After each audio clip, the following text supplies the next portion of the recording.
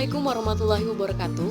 Perkenalkan, saya Wo Odesiti Sabania, mahasiswa Sastra Indonesia Fakultas Ilmu Budaya Universitas Haluoleo. Hari ini, saya akan memaparkan sedikit materi tentang semiotika teks dan analisis teks. Tapi, sebelum melangkah ke sana, saya paparkan dulu apa itu pengertian semiotika. Secara etimologi, semiotika berasal dari bahasa Yunani semeion, yang artinya tanda. Dan secara terminologi, semiotika adalah ilmu yang mempelajari tentang tanda. Tapi, apakah semiotika sesimpel itu? Rinci, semiotika ini mempelajari tentang relasi elemen-elemen tanda dalam sistem berdasarkan aturan main tertentu atau konvensi masyarakat. Berarti dalam hal ini, semiotika juga mengkaji peran tanda di kehidupan sosial. Jadi, apapun itu, baik dalam bentuk lisan maupun tertulis, itu juga bagian dari tanda loh. Tapi kali ini kita tidak akan membahas jauh ke situ karena fokus kita adalah semiotika teks. Nah, kawan-kawan, semiotika teks ini adalah cabang dari semiotika umum.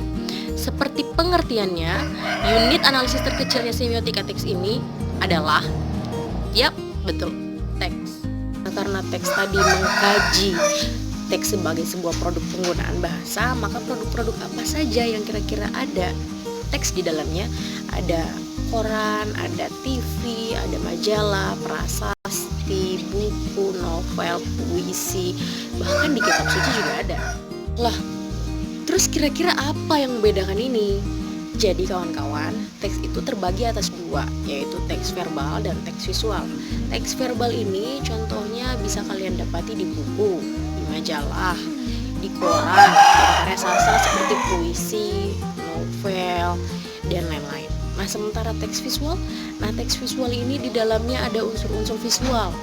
Nah, seperti teks yang ada di televisi, teks yang ada di dalam iklan. Nah, teks seni misalnya teks di patung, terus di lukisan, dan juga ada teks arsitektur. Untuk mengkaji semiotika teks dan menganalisis suatu teks, kalian bisa pakai kok dari para ahli-ahli yang lain. Contohnya seperti Ferdinand de Saussure misalnya. Dia menganggap bahwa terbentuknya tanda itu berdasarkan bantuan antara penanda dan petanda. Penanda itu adalah bentuk atau ekspresi yang bersifat materialistik atau bisa kita lihat atau kita rasakan, bisa dicap dengan indera kita. Dan yang kedua adalah petanda. Petanda adalah konsep atau makna. Jadi contoh, misalnya kalian melihat awan mendung. Dari situ kalian menyimpulkan, kalian mengenai bahwa kayaknya sebentar akan turun hujan. Nah, seperti itu. Contoh lain deh, misalnya selain indera penglihatan ada indera pengecap. Semisal kalian merasakan sayur misalnya, kalian merasa wah ini asin sekali. Kalian memaknai bahwa sayur itu asin karena dicampur garam terlalu banyak. Seperti itu konsep Ferdinand de Saussure beserta contohnya.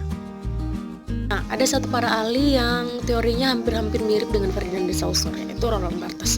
Dia konsepnya sama, yaitu tanda itu terbentuk karena adanya bantuan antara penanda dan petanda, signifier dan signified. Tapi tidak sesederhana itu. Dia menambahkan bahwa sebenarnya ada tingkatan tanda, yaitu yang tadi saya bilang ada denotasi dan konotasi. Denotasi adalah artian pada tingkat awal. Nah, sementara konotasi dia artian pada tingkat selanjutnya. Sebagai contoh misalnya sebagai contoh teks. Contoh teksnya si Budi dikambing hitamkan oleh teman-temannya. Nah, kalau makna denotasinya kambing hitam kambing yang berwarna hitam. Sementara kalau makna konotasi, kambing hitam itu adalah seperti disudutkan seperti itu. Jadi makna denotasi ini adalah makna yang sebenarnya, makna tingkatan awal. Nah, sementara konotasi adalah makna ketingkatan selanjutnya seperti itu. Selanjutnya konsep semiotika ala Charles Sanders Peirce. Jadi Charles Sanders Peirce ini mengatakan kalau tanda itu dibentuk berdasarkan 3. Jadi dia mengatakan bahwa itu adalah konsep triadik segitiga semiosis. Jadi bagian atas itu dikatakan sebagai icon. Nah, icon ini adalah hubungan antara penanda dan petanda yang mempunyai kemiripan. Sebagai contoh misalnya kalian melihat sampul buku, dia bergambar perempuan. Nah, ketika kalian melihat gambar itu, bentuknya sangat mirip dengan perempuan yang ada dalam dunia nyata, wujudnya hampir sama. Nah, setelah itu ada indeks di bagian segitiga di kanan. Indeks ini adalah hubungan sebab akibat. Seperti misalnya kalian membaca satu kalimat, dia mengatakan bahwa ketika saya menyusuri hutan, saya melihat ada banyak jejak di sana. Artinya apa? Saat kalian masuk hutan dan kalian menemukan banyak jejak, itu mengartikan bahwa sebelum kalian datang ke sana sudah ada orang yang lebih dahulu memasuki atau menyusuri hutan itu. Dan selanjutnya bagian kiri segitiga ini, bagian bawah ada yang namanya simbol. Nah, simbol ini adalah suatu bentuk, jadi dia bersifat materialistik, tapi dia itu berdasarkan konvensi masyarakat. Jadi seperti misalnya rambu-rambu lalu lintas, misalnya ya, lampu merah, wujudnya lampu merah kita bisa rasakan dengan indera penglihatan. Jadi berdasarkan konvensi masyarakat, lampu merah itu tandanya untuk berhenti. Jadi ketika lampu merah ada, sekalipun motor atau mobil melaju dalam keadaan yang cepat, kita pasti akan berhenti. Begitupun lampu kuning dan juga lampu hijau.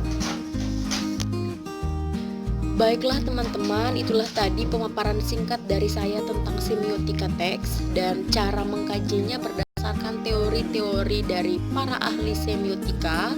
Mohon maaf atas segala kekurangan apabila video ini mungkin kesulitan masuk di otak Anda atau mungkin bagi Anda terlalu gampang sekali.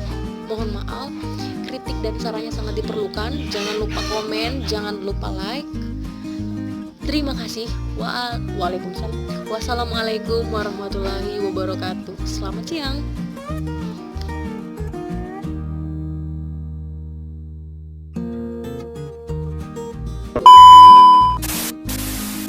Untuk lebih jelasnya, semiotika ini mempelajari relasi elemen-elemen antar tanda dalam sebuah sistem. Ayam. Lebih rinci, ini ayam tuh. Gengs, nanti dilanjut lagi, aku lagi makan es krim. Lebih rinci.